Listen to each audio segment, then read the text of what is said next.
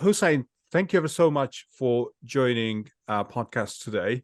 I'm really grateful for your time. So just tell our listeners about yourself.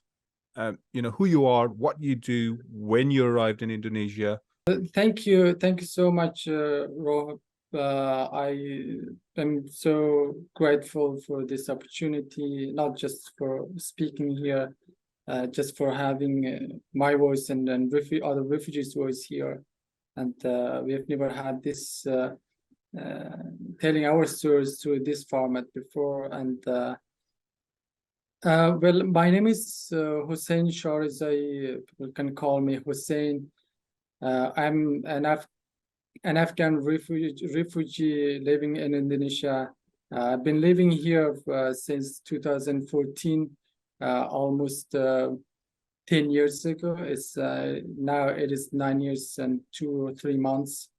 I When I first came here, I was 16 years old, escaping the persecution, the same persecution that our other refugees or other Afghan refugees are escaping, coming to Indonesia. For the first 3.5 years, I was inside detention center. It wasn't detention center. It was more like a refugee prison, like a place that we weren't able to go outside and were highly guarded and highly secured. The high, like a criminal place that where someone who's committed crime would be kept there. For 3.5 years, I lived inside detention center, and then I was released to open shelter, which is I'm at my current place. And I'm a self-educator and also a writer. And I write both fiction and non-fiction, poetry, short stories, personal essays, and also some journalism work as well. I'm also a volunteer editor in the archipelago, helping other refugees with telling their stories and providing some writing course for them, which I believe it has been a savior for me. And I started writing in recent years, and up until like 2019, I wasn't able to write. And then, given that we are here deprived of our primary right to education, to formal education, refugees do not have the right to formal education in Indonesia, but it's very difficult to obtain education. But the only window is open for us is self-education. So I've learned English on my own throughout my detention period, and then coming to here, and then I developed more and more. But devastated by my life and the distresses that it had caused me, the emotional and the mental distresses. And I tried to remedy that by self-studying psychology, and then moved to writing, which gave a proper outlet for my own distress, and it has been quite helpful. But for other refugees who do not have this source of outlet, it's very, very difficult and devastating. And in the instance of that is someone it is very, very fresh. 3 days ago, a young refugee around my age just committed suicide. Yeah, And, just a point of caution to our listeners.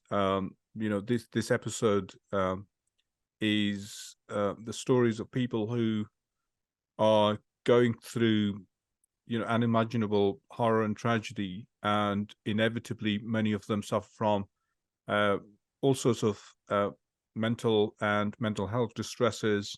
There have been instances of suicide, and if you are impacted or affected by any of these, please seek medical help where you can, professional help where you can, or if you cannot, please talk to a friend.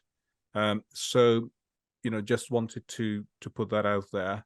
Now, Hussein, you are very eloquent in the way that you talk about your own situation. So do you know how many refugees from Afghanistan are there in Indonesia? I mean, you arrived in Indonesia pretty much as a child, and now you've grown up into a man, and a fine man indeed. So how many of you are there? There are around the total 12,000 currently 12,700 refugees, but out of these 6,700 of them are from Afghanistan, and the majority of these are Hazara refugees. A majority, as you said, are Hazara refugees from Afghanistan. And now, what is the process like for these refugees, and do they receive any sort of service from any social services from the government or from any NGOs, the UN Refugee Agency? What rights do they have when they're stuck there?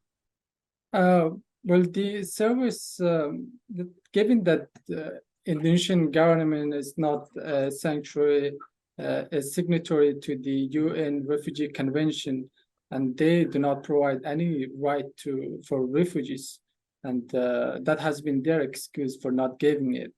But here, the United Nations High Commissioner for Refugees, UNHCR, are present here, and all refugees are under their protection.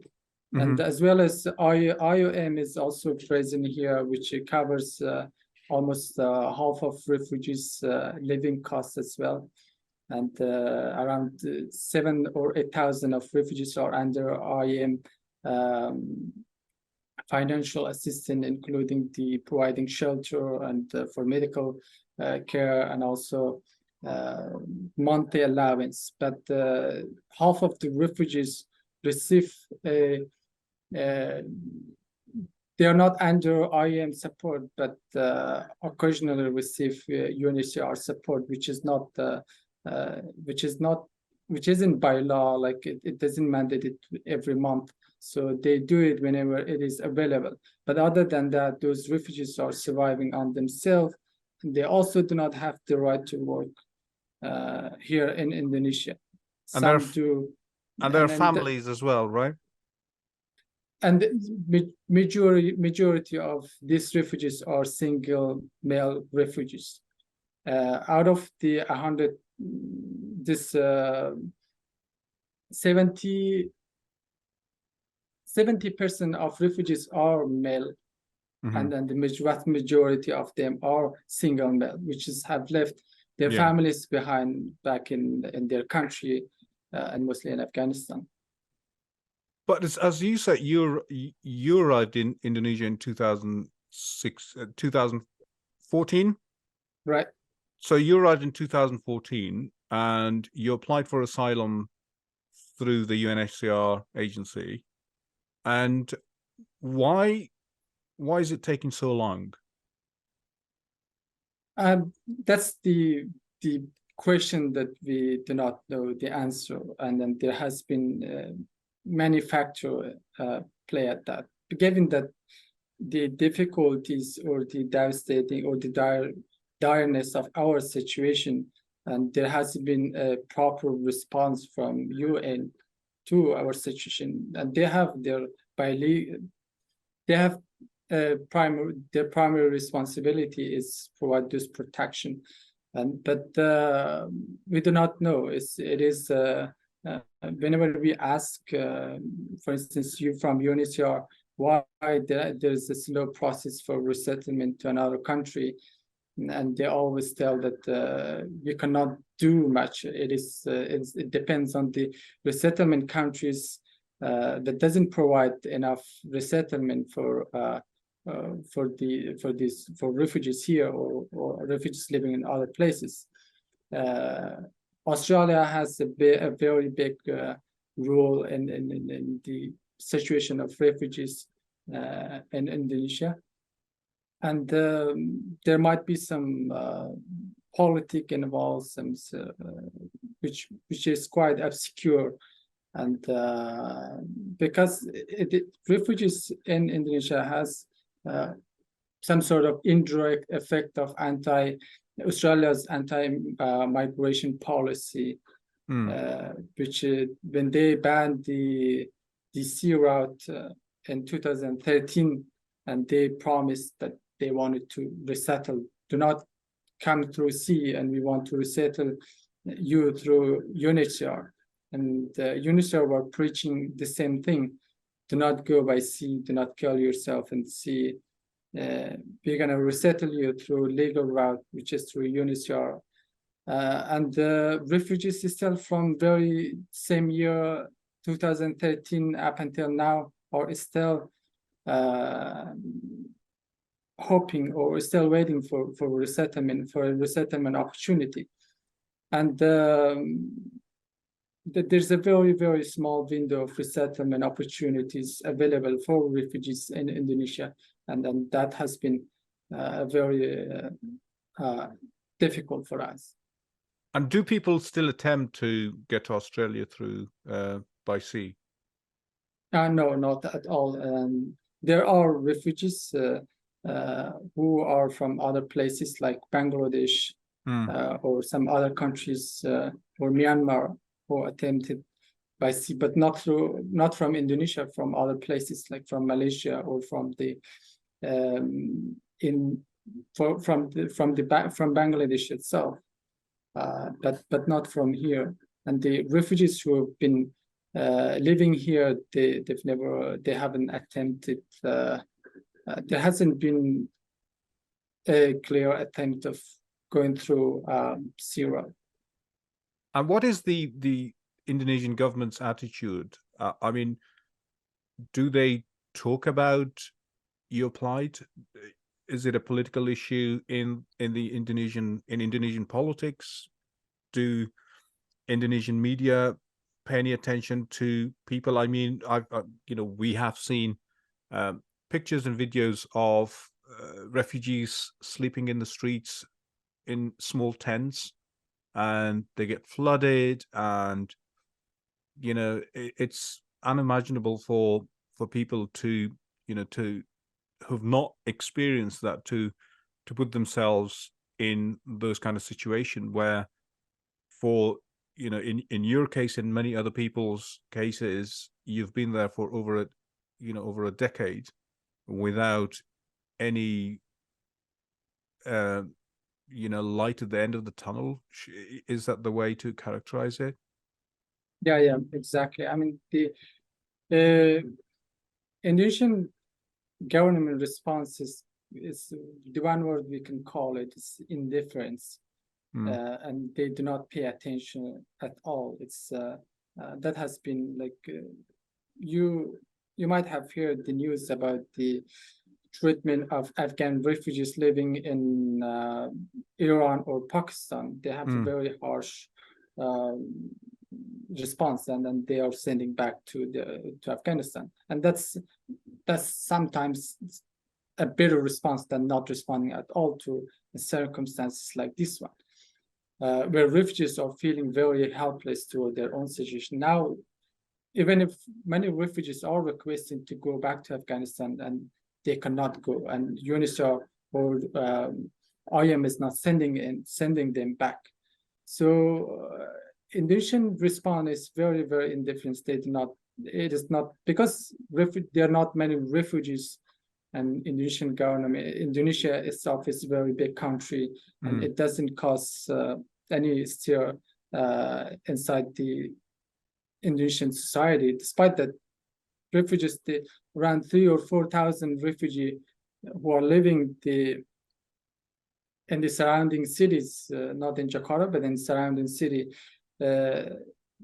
Around 3,000 or 4,000 refugees have been peacefully protesting for the past 2 years. And there hasn't been any response from the Indonesian government to elevate our problem, or whenever we ask for their response, and they says that we are not a signatory to the Refugee Convention, and that has been their excuse for not responding.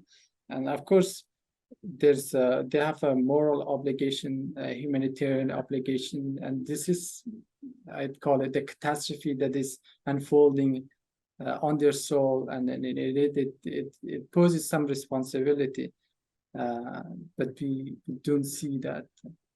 And what is the local population's attitude towards refugees? They are, I'd say, good in a sense that they do not take any cause or toward our situation. They do not take any responsibility, in the sense that I often complain with other refugees when or talk with other refugees when we protest that in the past, like 2 years that we have been peacefully protesting, like marching for 6 to 7 kilometers each day of the week, and then sometimes for 30 kilometers from the shelter to the city, because we are living far in the middle of jungle, which is around 35 kilometers away from the main city. Sometimes when the police banned the public transportation on us, so to stop our protest, then we would go by foot. And there hasn't been like a single local coming up to us asking, what is your issue? How can I help? There has been no instance of that. So it's a total indifference, both from the government and from the local communities. And, right. And I suppose you guys feel a bit invisible, as if nobody takes notice of you. I mean, what does that do to you emotionally? Well, yeah, that's a very good question. I mean, just to clarify that they are not bad either. They do not have a bad treatment whenever we go to the city. In the same way that some of the refugees, for instance, in Iran, Afghan refugees face in Iran. But here, it's just a total indifference. That feels very, very hopeless for us. It's just like no one pays attention, no one cares, and for the situation that we are helpless ourselves, and then because the solution is far beyond our ability to solve, and refugees needs help from outside, from a big. So there are over 10,000 of you there. You exist, but within both Indonesian government and society, you don't exist. You're just there, and nobody pays attention to your plight. And the UN agencies and other agencies that you go ask for help, because they're beholden to the generosity of the host nations who are part of their program to resettle you, they cannot do anything. And of course, in the middle of it, people who want to go back to Afghanistan because they're so fed up, they cannot go back either. So you're stuck in a sense in a no man's land where there's no way back and there's no way forward. And what is the longest term? Yours is almost a decade. And what is the average? I mean, who's the oldest? How many of you are? How shall I put it? What's the longest period of time somebody has been in there? 20 years. There's a family. There's a Hazara family who are living in Manado city of Indonesia, who's been here since 2002 or 2003, and they are still not a refugee, asylum seeker. And at the time that they failed to go to Australia and they stuck here and they applied for refugee status with UNHCR, and their claim were denied. So they stayed here. But the thing is, the only right that refugees or asylum seeker in Indonesia has is the right to non-refoulement. So as long as they stay here, the Indonesian government do not send them back to Afghanistan, to their country. So they have been here, like deprived from the right to work, education, travel, like even buy a SIM card to our name. We cannot buy a SIM card to our name.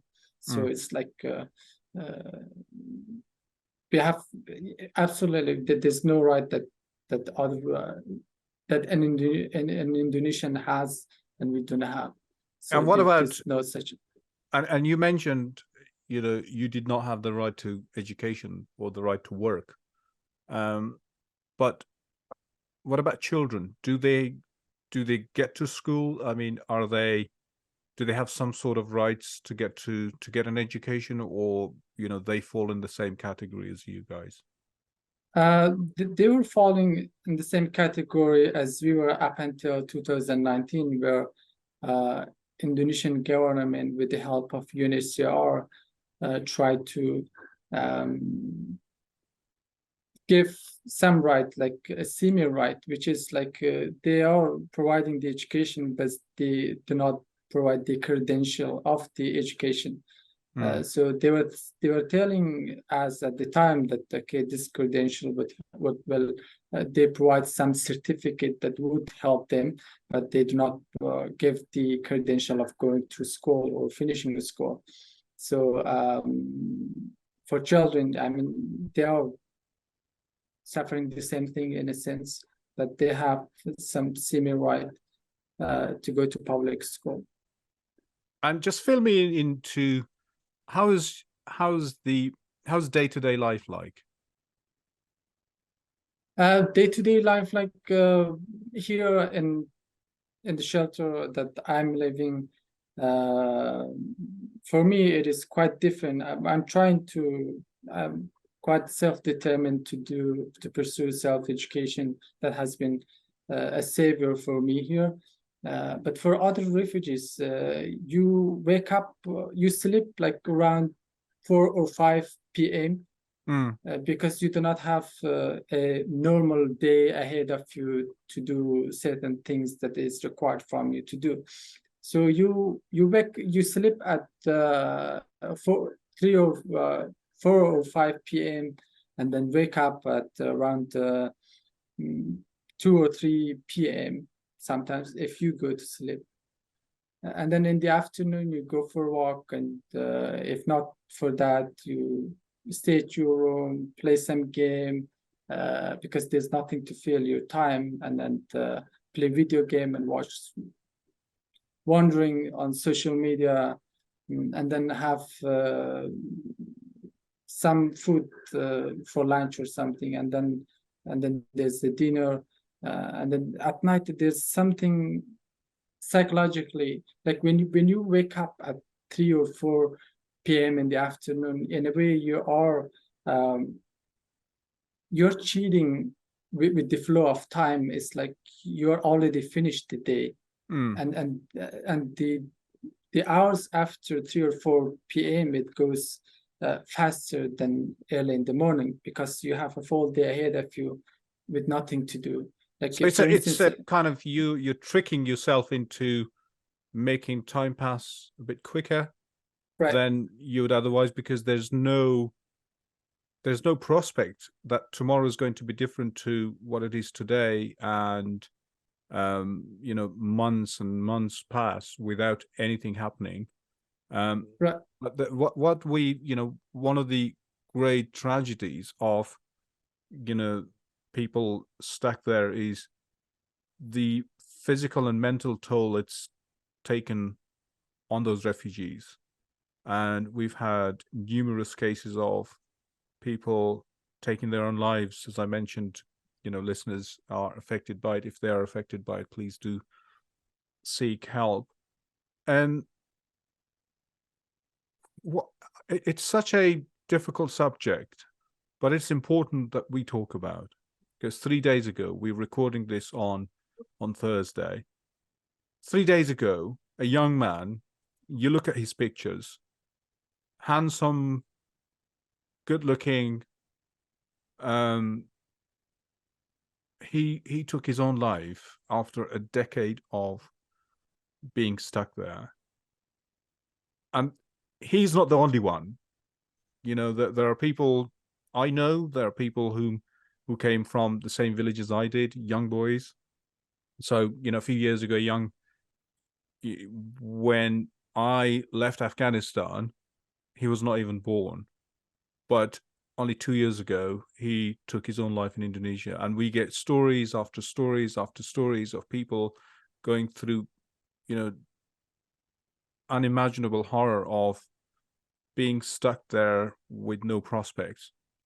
And just talk through those stories. I know it's difficult, but I think it's important that we talk about them. And how prevalent is this, and how do you guys feel? Well, that's a difficult topic, and through my own writing, I've grown to feel fine talking about it, because I think this is the right response to do it to those situations, and just talk about, tell their stories, and hoping that it would help, it would prevent another suicide. He, like many, his suicide would make the 18 suicide that happened since 2014, since the accumulation of refugees from 2013 up until now, where the sea route to Australia were banned. There has been around 18 cases of suicide. And the first suicide happened in 2014, a year after the accumulation of refugees. And then up until late 2017, there hasn't been any instance of suicide. Because at the time, which I believe refugees were quite hopeful about the situation in their life, and they were hoping that, okay, one day this difficulties would come to an end, and we would get resettled to another country, and the hopes of that were alive. And also the situation for their families back in their country were in a better condition, relatively. And then in late 2017, the suicide toll started, like one every few months, and there were and then these refugees are, but the majority of them, almost all of them are male refugees. And out of these are the majority of them were single male refugees. There's one instance of suicide that were a family, but the rest of them are single male young refugees. I mean, suicide is, you'd hear it in an ordinary life. People are taking their lives. People like in your country, the UK, in Canada, America, and in the developed countries, people are taking their life. It seems quite a typical thing to happen. But for us, the reason for suicide is quite different. It's like those are an abnormal reaction to a normal situation. But for us, it is an abnormal reaction to an abnormal condition, because our situation is not normal. We are not designed to live or to survive this uncertainty, this deprivation of rights, and this distance that we are living from our families. So this is all coming and then causing this suicide, I believe. And then the very last suicide that happened here, and he was young and very around my age, and he seemed normal. I mean, he didn't have any major mental issue aside from the mental issues that all of us are experiencing here, which is some source of depression and some anxiety and this despair and other distresses around that. But yeah, he took his life. And the thing is that whenever a suicide happened here, other refugees do not ask why it happened. The first reaction is who took his life. And because we all know the reason why. And everyone, like, I'm very close to many people's so-called secret thoughts. And because I usually hold a therapeutic talk with my friends. As I mentioned before, I've self-studied psychology. It has helped me to cope with my own distresses. But I also help my friends and who trust me with their feelings and thoughts. And believe me, there's quite almost everyone has gone through the thoughts of taking their life at some point.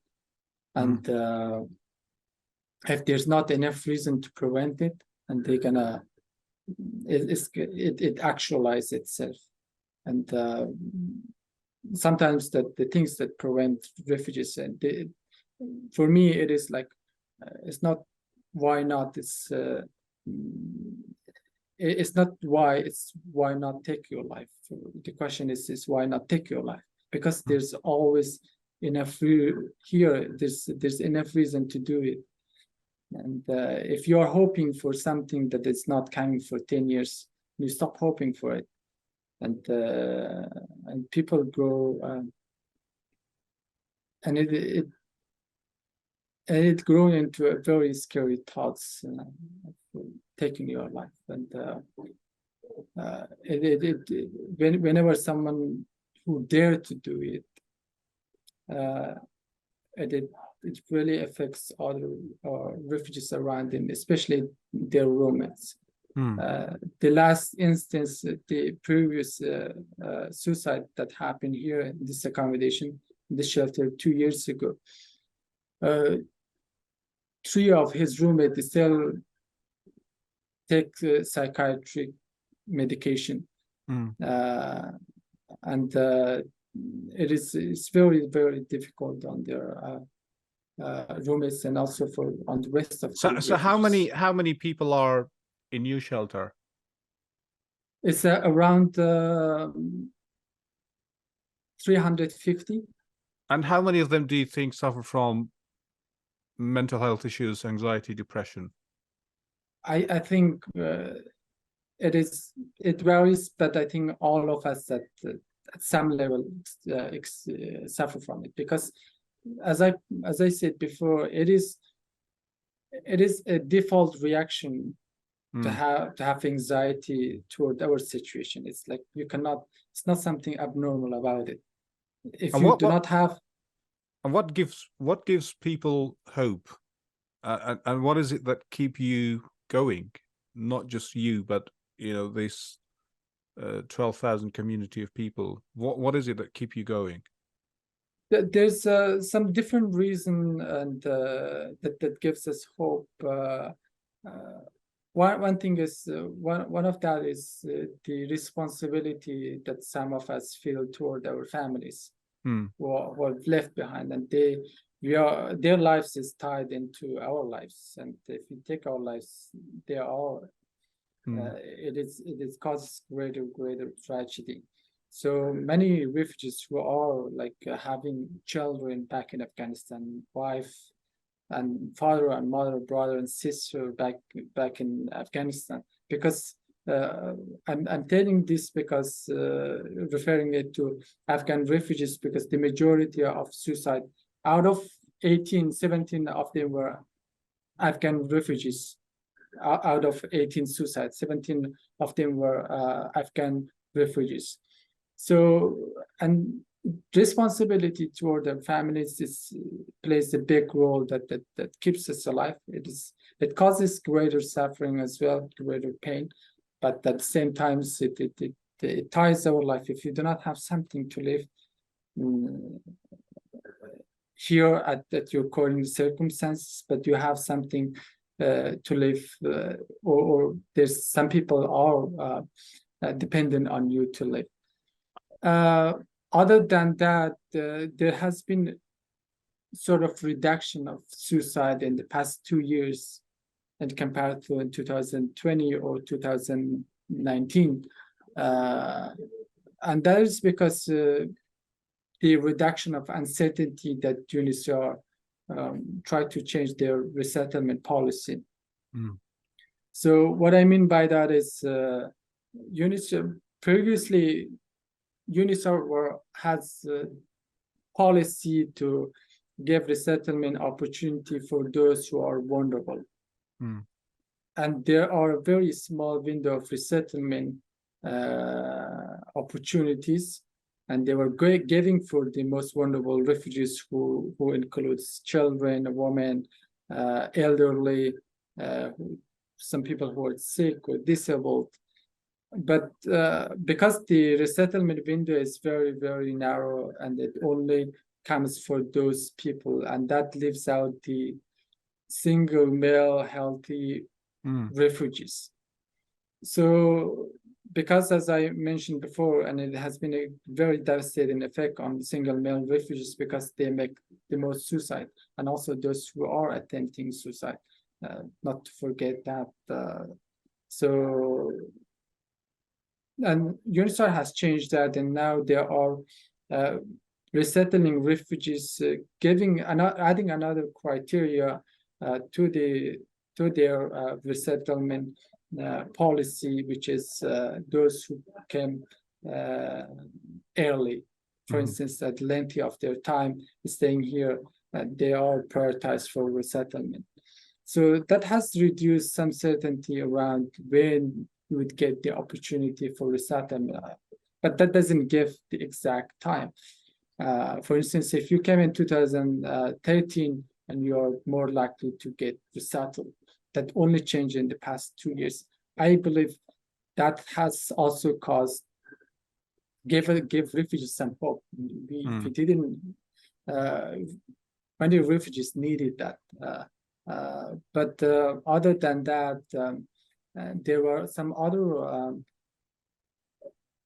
resettlement opportunity through private sponsorship that has been more that has been happening more in recent years.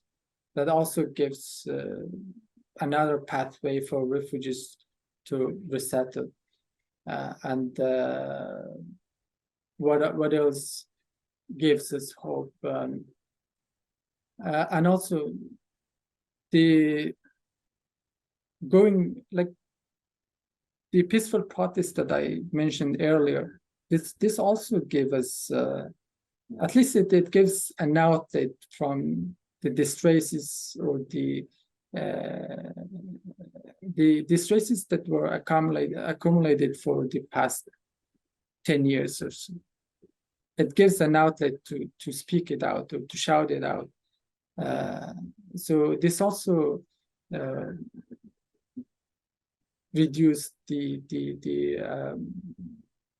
pressure, and also gives us some hope. I mean, if you are acting on, if you are going to the street and shouting, there's a hope in your action. You're still hopeful for something. The act of going to protest itself is a hopeful thing, but that also faded away in the past few months because there hasn't been any response to it. And the very last instance of suicide is reflecting that. It's like the hopelessness that we have seen from lack of response to our protests, and also the other things that I just mentioned.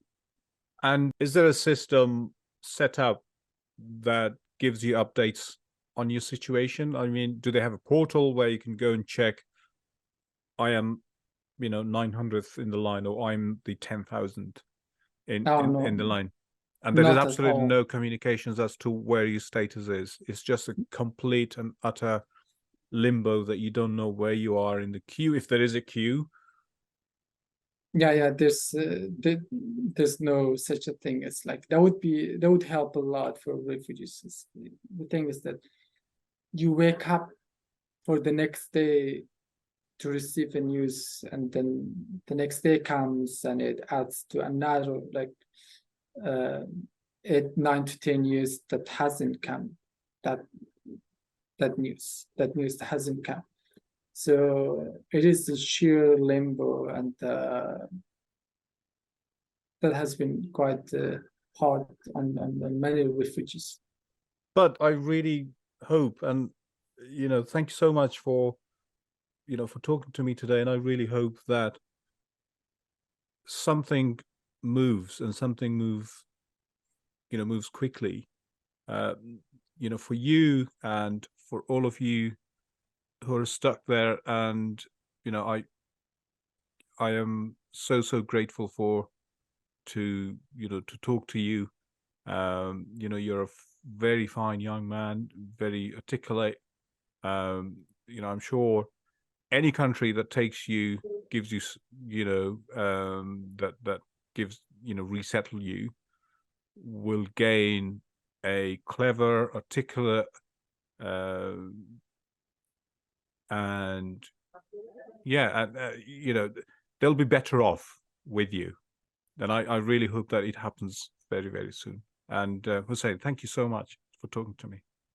Yeah, thank you for inviting me. Thank you for having me, and I'm very happy to tell our stories. And the thing is that I've always complained of the media's role in our situation. They had responsibility to report on our situation, and there has been an abdication of that responsibility from the big media, and even from the Indonesian media, and also the media, international medias. So an opportunity like this is a very hopeful thing for us, and thank you so much.